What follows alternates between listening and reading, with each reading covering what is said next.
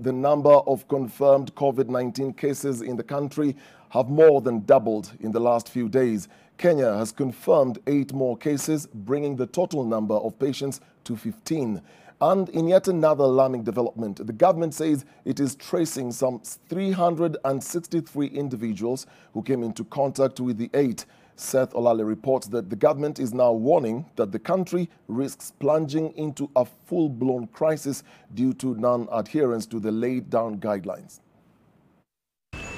The nationality of the 8 new cases confirmed were announced by the chairman of the National Emergency Response Committee, Mutahi Kagwe, who is also the Cabinet Secretary for Health, after a 4-hour emergency meeting at the office of the President.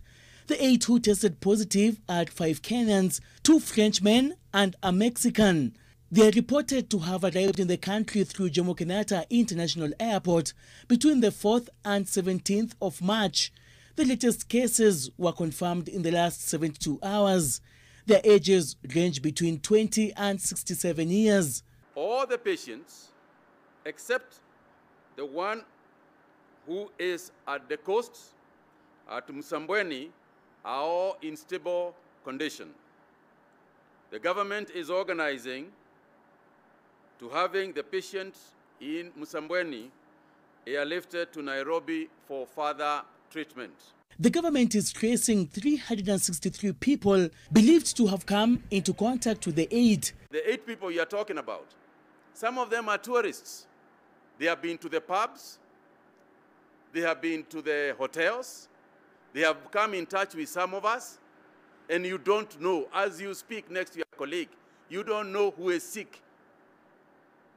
And therefore we are saying this is not business as usual. So far, there are only 3 people awaiting processing at the Bagathi Isolation Center, with the rest having been processed and discharged.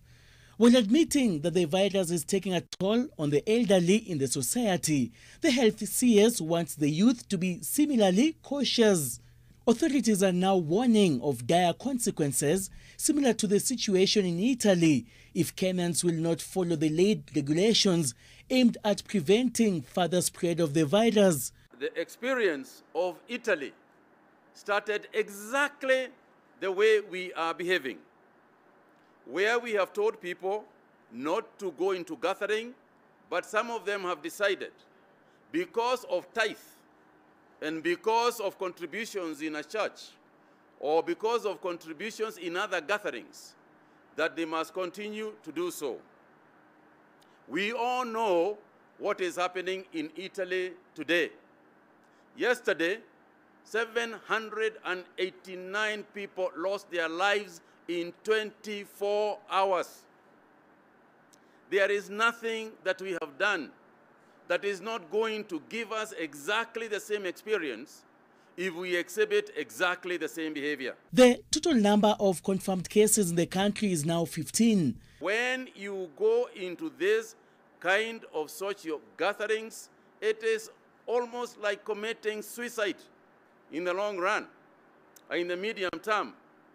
And the social media today is abuzz with individuals who are nauseated by the behavior that Kenyans are exhibiting, even as we know the circumstances that are ahead of us. In trying to curb on the numbers and flatten the curve, the Ministry of Health earlier today unveiled Africa's first telemedicine diagnostic and reporting center at the Kenyatta National Hospital. The technology will help facilitate, among other things, coronavirus detection. The COVID-19 confirmed cases have since tripled from the time the government started announcing the initial infection. Now, authorities want Kenyans to report any suspicious cases to the nearby health facilities.